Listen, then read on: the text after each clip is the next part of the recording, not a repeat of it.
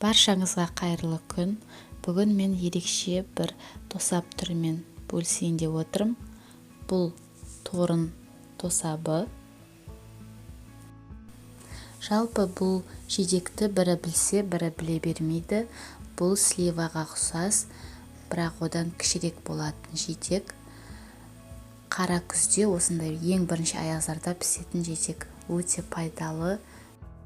Ал енді жасалу жолына келетін болсақ, тазартылған торының үстіне қатты қайнаған ыстық суды құйып, бетін жауып, 5-10 минутқа қойып қоямыз.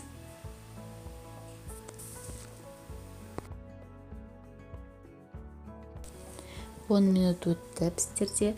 Енді біздер оның ішіндегі жаңағы ыстық қайнаған суды төгіп тастаймыз. Ешқандай су қалдырмай құрғатып төгіп тастадым да, мен бұны тағы да бір жуып алдым. Жаңағы ыстық суға.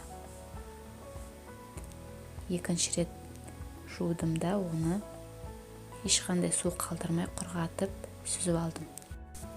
Ендігі кезекте езгіштің көмегімен қантын салып, жақсылап еземіз. Осы процесті вареньеміз әбден қоймалжың болғанша араластырамыз. Басында езгенде суы шығып, өте сұйық күйде болады бұл варенье. Бара-бара бұл қоюланады.